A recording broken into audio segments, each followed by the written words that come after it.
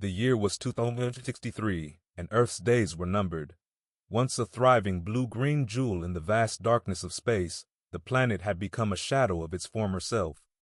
The skies that once teemed with clouds pregnant with rain were now dull and brown, suffocating under the weight of centuries of neglect and abuse.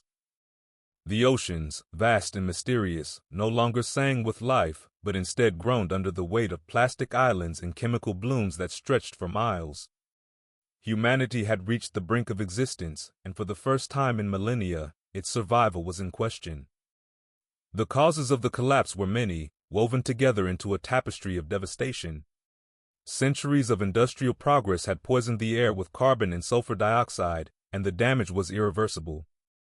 Nuclear exchanges in the late 21st century, limited in scale but devastating in impact, left swathes of land uninhabitable, their radioactive scars still glowing faintly beneath the choking smog. Overpopulation, unchecked and unplanned, saw Earth's resources drained at a rate that far outstripped their replenishment. Forests, once the lungs of the planet, were felled to make room for sprawling megacities in the farmland needed to feed billions. The irony was bitter. The very life humanity sought to sustain was choking itself out. Oxygen levels in the atmosphere had plummeted to dangerous lows. The air, once composed of a life-giving 21% oxygen, was now a thin 17% and falling faster than evolution could accommodate. Breathing had become an effort. The weak, the sick, and the elderly were the first to suffer, but no one was immune. Hospitals were overrun with patients hooked to oxygen tanks. For the masses who could not afford such luxuries, shallow breaths and ashen complexions had become the norm. Efforts to reverse the damage had come too late. Decades of denial and half-hearted initiatives had wasted precious time. It was not until the turn of the 22nd century, when nations faced their own collapse, that global leaders finally set aside their differences. In a historic summit, representatives from every remaining sovereign state gathered, not to draw battle lines or broker trade deals, but to find a way to save their species. The solutions, however, were far from hopeful. With Earth's ecosystems in a freefall, the only realistic option was to retreat into massive, self-contained domes, artificial habitats capable of sustaining human life for the foreseeable future. These domes, sprawling marvels of human engineering, were equipped with oxygen farms, hydroponic agriculture, and climate control. Yet, they were also riddled with uncertainty. A single failure in their intricate systems, a ruptured seal, a dying oxygen generator, or a disease outbreak, could doom everyone inside. And worse, there were only enough domes to house a fraction of the population. The rest of humanity, the billions left outside, faced a slow, agonizing extinction. Streets were filled with protests and riots as people demanded answers, demanded inclusion, demanded miracles, but there were none to give. Lottery systems and genetic selection processes dictated who would enter the domes, splitting families and communities, tearing apart what little remained of the social fabric. Some turned to religion, some to science, and others to despair. Inside the domes, life was hardly a utopia. The air was crisp, the water clean, and the food plentiful for now. But the inhabitants lived under constant tension, their every breath a reminder that their survival depended on machines that could break, ecosystems that could collapse, and resources that would eventually dwindle. Trust in the dome's long-term viability was thin, and faith in the people maintaining them was even thinner. Outside, the planet was entering its final act. The great forests of the Amazon, Siberia, and Congo were gone. The Arctic ice, once a shining mirror of sunlight, had melted completely, flooding coastlines and disrupting weather patterns across the globe. The oceans had turned acidic, killing off entire marine ecosystems, from coral reefs to the great whales. The ground itself had become hostile, leached of nutrients and salted by overfarming. Humanity had become a species of scavengers, fighting over what little remained. Every action, every plan, was not about thriving, it was about delaying the inevitable. Children were no longer taught to dream of futures as artists, explorers, or scientists. They were taught how to survive in a world that no longer wanted them. Still, some clung to hope. In the midst of the despair, there were those who believed humanity could overcome its folly. Scientists worked tirelessly, searching for breakthroughs that might repair the atmosphere, restore the oceans, or create more sustainable habitats. Philosophers and theologians preached unity and resilience. But as the years stretched on, even the most optimistic voices began to falter. The question was no longer if Earth would become uninhabitable, but when. Humanity had gambled with its future and lost. Now it was racing against time to carve out a few more decades, a century at most, on a planet that had been pushed too far for too long. The end was no longer a distant possibility, it was a tangible reality, growing closer with every breath they struggled to take. The soft hum of the hydroponic systems filled the air as Martin O'Brien inspected the rows of spinach and lettuce that stretched beneath the bright glow of artificial sunlight. The plants stood proudly in their sterile beds, vibrant green against the stark white of the dome's walls. This was his sanctuary, his responsibility, and his burden. As the chief botanist of Dome 14, nestled in what was once the Middle East, Martin knew that the lives of over 100,000 people depended on the fragile ecosystems under his care. He crouched, gently touching the leaves of a spinach plant, checking for discoloration or signs of disease. Satisfied, he stood and made a quick note on his tablet. So far, so good, he thought, but the weight on his shoulders never eased. One mistake, one unnoticed pathogen, and the carefully balanced system could unravel. That thought haunted him daily, but Martin coped in his own way. "If I mess this up," he often told his wife Mary, "everyone here's going to have to eat the dome walls. I'm told they pair nicely with recycled air." She would laugh, though the worry never left her eyes. Humor was his shield, his way of keeping the crushing pressure at bay. Mary and their 7-year-old daughter Isabel had been Martin's greatest comfort since their arrival in Dome 14 2 years ago. They had been among the lucky ones, chosen not by wealth or influence but by Martin's expertise in botany. His work had secured their survival, though he carried the guilt of knowing how many others hadn't made the cut. Isabel's curious voice broke his concentration. "Dad, are these the same plants we ate last week?" She stood at the edge of the hydroponic station, her dark curls tied back, her wide eyes reflecting the glow of the lights. Martin smiled. "Not the same ones, love. These are their cousins. Plants grow quickly in here, remember." "Oh," she said, tilting her head thoughtfully. "Do they like it here?" Her question hit him harder than it should have. Did the plants like it here? Could they even survive the long haul, artificially nourished and isolated from the natural world that had nurtured their kind for millennia? He gave her a gentle pat on the head. "They're doing their best, just like us." Outside the dome, the world was collapsing faster than anyone had predicted. The thinning atmosphere lit through searing gamma rays from the sun, scorching the earth and mutating what little plant life remained.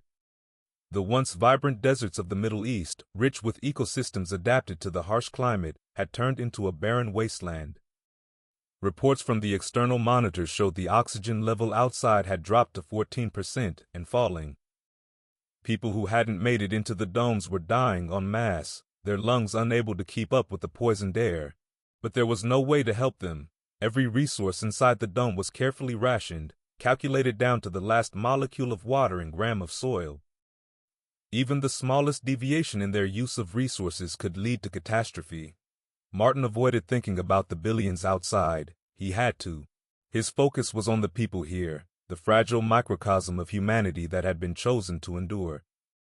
That morning, as Martin sat down to breakfast with Mary and Isabel, the screen in their kitchen buzzed with a news update. The headline read, "South American Dome Struggles with Agricultural Collapse." Martin stared at the report, his appetite gone. He'd heard the rumors through back channels, but seeing it confirmed sent a chill through him. A fungal pathogen had infiltrated the South American dome's crop systems.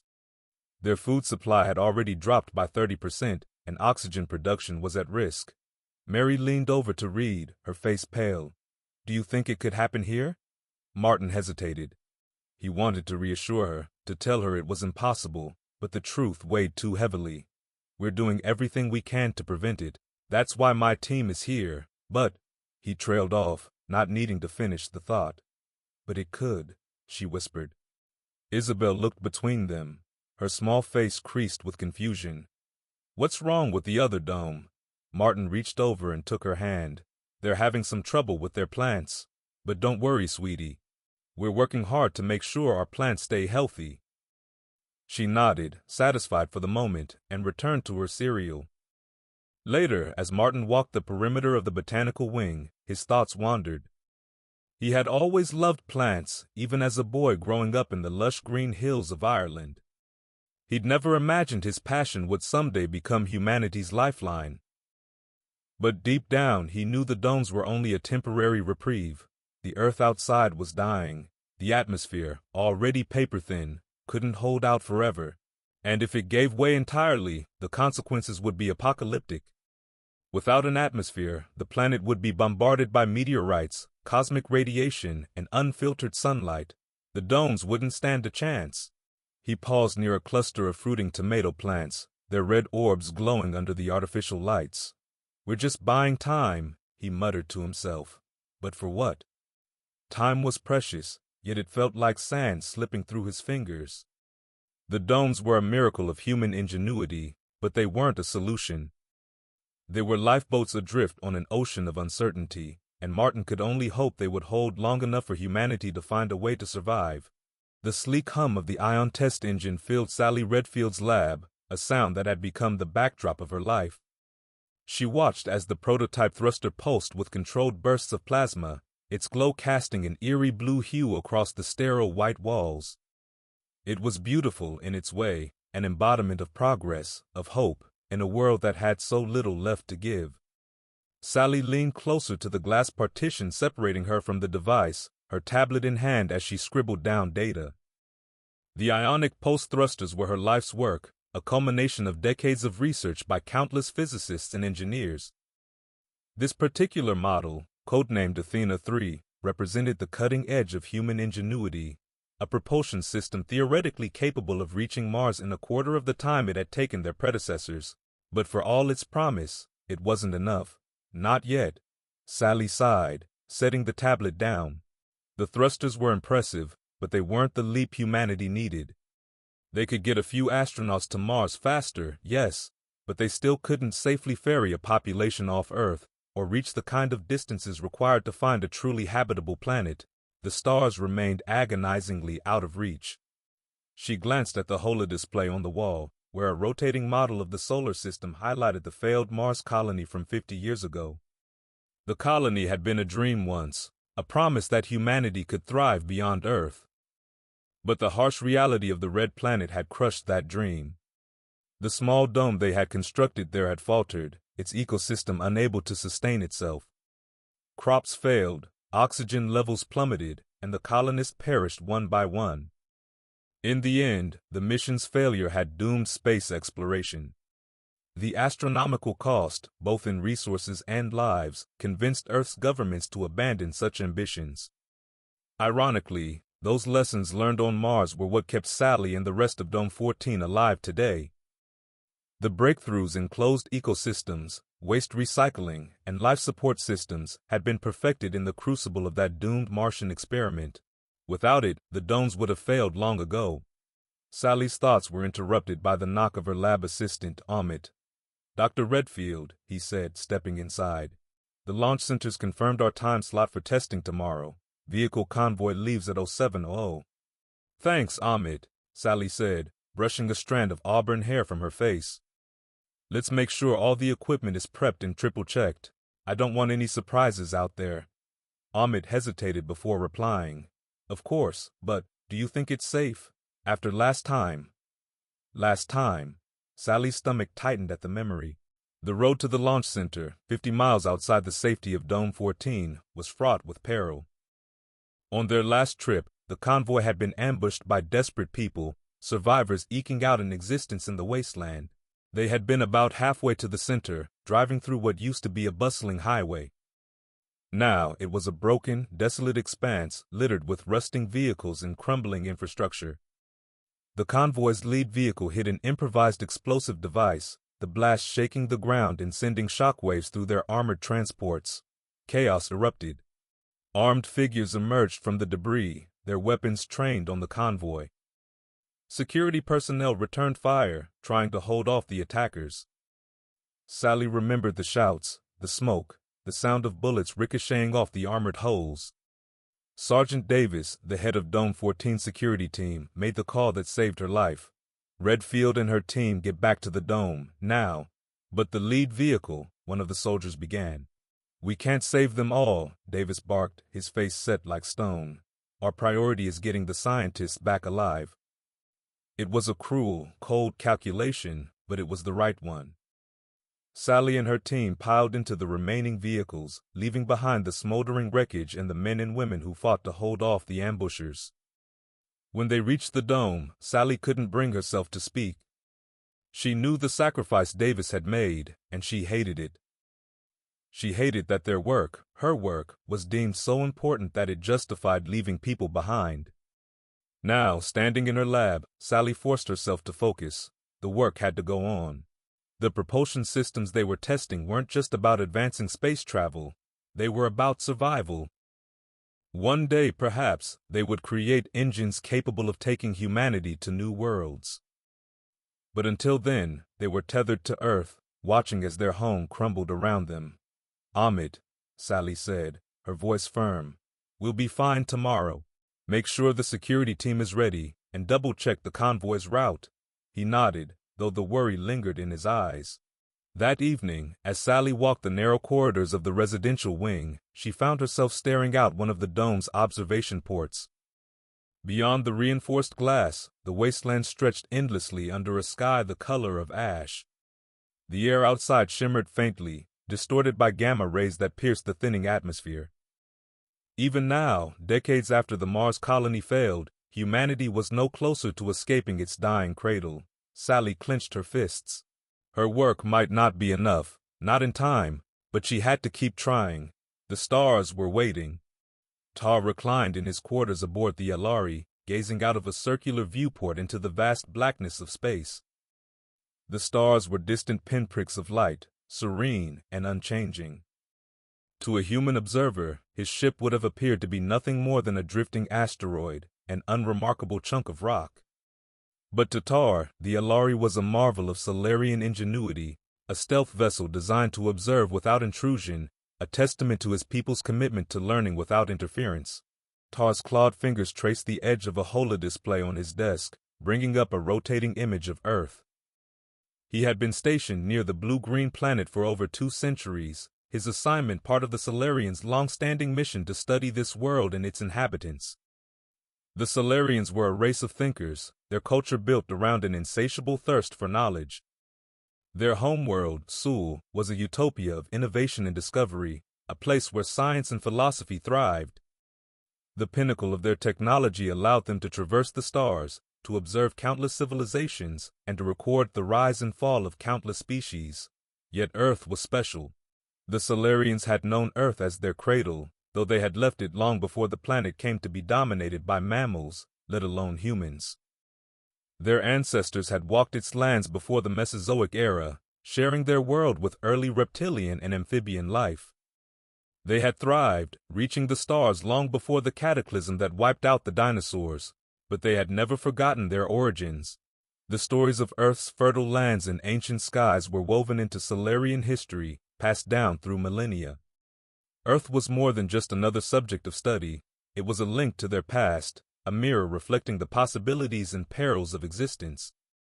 The Sularians had witnessed the rise of other civilizations on Earth, species that flourished for eons before succumbing to natural disasters, wars, or their inability to adapt. Some, they suspected, had even ventured to the stars, leaving behind only faint traces of their existence. Humans were merely the latest to stand on this precarious stage, their ascension a source of fascination and concern for Tar.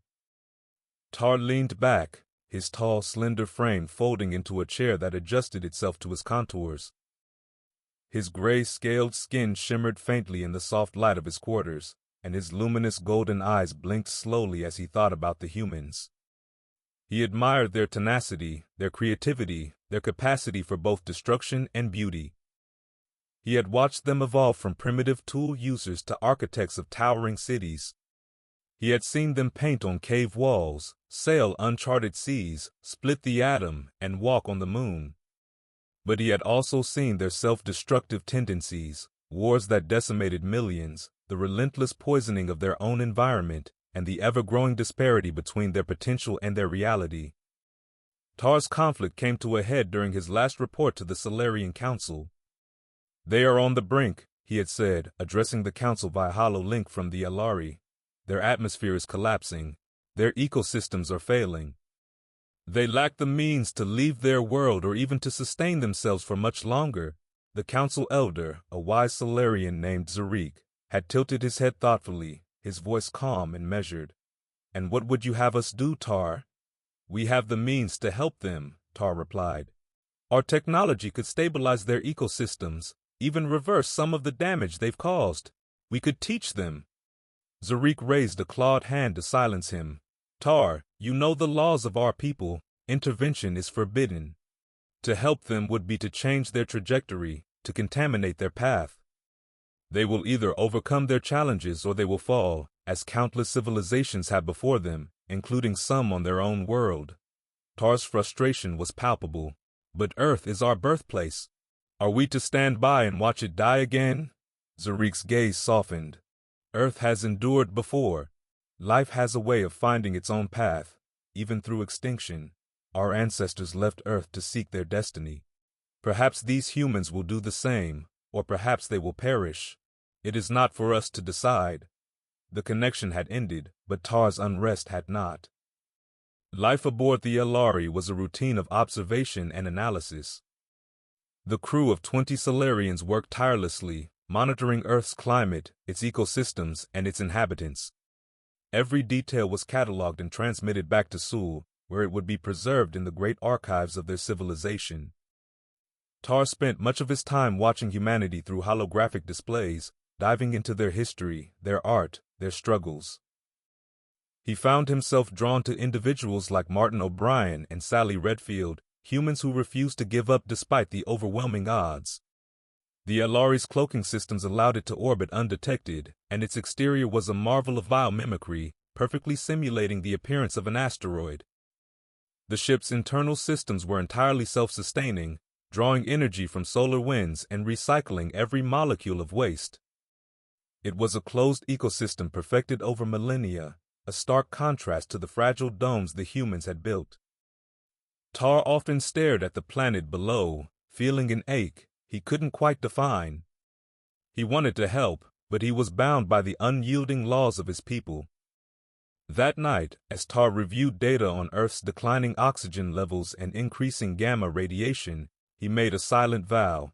He couldn't interfere, not directly, but perhaps there was another way, a way to honor the Sularian commitment to non-intervention while still giving humanity a chance. After all, wasn't the desire to adapt, to overcome, what had brought his own ancestors to the stars? The Alari's observation chamber was silent, save for the faint hum of its systems. Tar stood before the planet that had occupied his thoughts for centuries. He had watched humanity's rise and was now bearing witness to its potential fall. His people's laws forbade him from interfering, but every fiber of his being told him this was wrong. His claws traced the edges of a small metallic container on the console before him. Inside were seeds that represented millennia of Sularian ingenuity. These plants, bioengineered over generations, could do what humanity's own flora could not: thrive under extreme conditions, purify the air, and restore balance to a damaged ecosystem.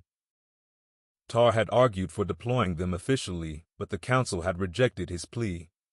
To intervene was to contaminate, to help humanity was to steal their agency. But Tar could no longer ignore the ache in his chest. "If they fall, it will not be because I stood idle." The small shuttle detached from the Alari, its sleek surface vanishing into the void as its cloaking systems activated. Tar piloted the craft with precision, his golden eyes focused on the domed city below. Dome 14, nestled in what had once been the Middle East, was home to some of humanity's brightest minds, scientists, engineers, and agriculturalists working tirelessly to stave off extinction. The shuttle landed in the barren wasteland a mile from the dome, its descent silent and unnoticed. The air outside was toxic, heavy with carbon and laced with gamma radiation from the thinning atmosphere. Tar adjusted his breathing apparatus, though his physiology was far better suited to the environment than any humans. Stepping out, he activated the biofield, a personal cloaking device that altered his appearance to match the native population. The shimmering field enveloped him, and his tall, scaled form shifted into that of a man, medium height, dark hair, and olive-toned skin. It was an unremarkable appearance, one that would allow him to move unnoticed among the humans. The dome loomed ahead, its surface a patchwork of steel and reinforced glass. Tar marveled at its structure, a testament to human ingenuity, though he could see the cracks, both literal and metaphorical. The exterior showed signs of wear, and faint leaks in the dome's filtering systems hinted at the constant battle to maintain livability inside. Reaching the dome's perimeter, Tar pulled a small, cylindrical device from his belt.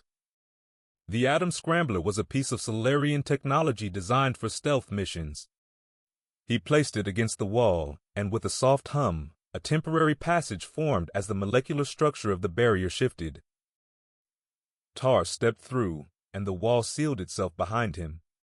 Inside, the air was breathable, though Tar could immediately detect its imbalance. The oxygen content was lower than ideal, and traces of pollutants lingered despite the filtration systems. Humans moved about, their expressions a mixture of determination and fatigue. Tar's golden eyes, hidden behind the illusion of human irises, studied them closely. They were smaller than his species, their gait less fluid, their lifespans a fleeting blink compared to his own, yet there was something admirable about their resolve. Even in the face of despair, they pushed forward. He wandered the narrow streets and corridors, observing the organized chaos of life within the dome. Children played with makeshift toys, their laughter a rare sound in the somber atmosphere. Workers tended to machinery, and others carried supplies to and from storage facilities. They endure even now, Tar thought. Tar's destination was the agricultural greenhouses, vast facilities that occupied the dome's southern quadrant. They were the heart of Dome 14, responsible for producing food and oxygen for its inhabitants. The air grew warmer and more humid as he approached, the scent of soil and vegetation a stark contrast to the sterile corridors he had passed through. Inside the greenhouse, rows upon rows of plants stretched toward the artificial light. Tar paused to admire the human's ingenuity, noting the intricate irrigation systems and carefully balanced nutrient mixtures. It was impressive, though he could see the strain in the crops. Some leaves were yellowing, and the yield was clearly less than optimal. In the distance, he spotted a man kneeling by a bed of tomatoes, carefully inspecting the soil. Tar recognized him immediately. Martin O'Brien. Martin's movements were precise, his expression focused as he took a sample and recorded notes on a handheld device. Tar's lips curled into a faint smile. Here was a man who cared deeply for his work, who understood the stakes. Tar adjusted the strap of the metallic container on his back, feeling its weight. Inside were the seeds that could change everything. Steeling himself, Tar stepped forward, blending into the flow of humans moving through the greenhouse. His heart, slow and steady compared to a human's, beat with a rare flicker of anticipation. Martin O'Brien wiped the sweat from his brow and placed the soil sample into his analyzer. It had been a long day of cataloging the greenhouse's struggles, and the strain was beginning to show on both the crops and the people tending them. He didn't notice the figure approaching until a shadow fell over his workstation. Martin O'Brien. The voice was calm, measured, and unfamiliar. Martin looked up, startled. A man he didn't recognize stood before him, average build, dark hair, olive-toned skin. His clothes were slightly mismatched, as though borrowed rather than owned. Martin frowned. The dome wasn't large enough for strangers to go unnoticed. "Yes, I'm Martin," he replied cautiously. "Who are you?" "My name is Tar," the man said, glancing around. "I've come to speak with you. It's urgent. And, unbelievable as this may sound, it might be the key to saving your people." Martin raised an eyebrow. He wasn't sure whether to laugh or call security. But something about the man's demeanor, calm, serious, almost pleading, kept him from dismissing him outright. "Look," Martin said, lowering his voice, This isn't the place for wild stories. If you're serious, you'll come to my home later. We can talk there. Tar nodded, his expression unreadable. I will follow your lead. That evening, Martin led Tar through the quiet streets of Dome 14. The O'Brien home was modest but warm, a reflection of the family's practical yet hopeful nature. Mary greeted them at the door, her kind smile fading slightly when she saw the unfamiliar man. "This is Tar," Martin said, gesturing to his guest. "He has something important to discuss." "Don't worry, love." Mary hesitated, then extended her hand. "Welcome, Tar. Any friend of Martin's?" Tar took her hand briefly, his grip firm but not overbearing. "Thank you, Mrs. O'Brien." Isabel, their curious 7-year-old daughter, peeked around the corner. "Who's that, Daddy?" "This is Mr. Tar," Martin said, ruffling her hair. "He's here to help Daddy with some work." Isabel nodded solemnly, her eyes darting to Tar before running back to her room. Martin led Tar to a small office, where the shelves were lined with books on botany, ecology, and Earth's long-lost natural beauty. Shutting the door behind them, Martin turned to face his guest. "All right," he said, crossing his arms. "Let's hear it." Tar sat, his movements deliberate, as though he were considering every word before he spoke. "Your world is dying, Martin. You already know this. But what you do not know is that this has happened before." Martin's skeptical expression hardened. "What do you mean?" Tar leaned forward. "Earth has been home to many civilizations, long before your kind walked its surface. My people, the Sularians, were among the first.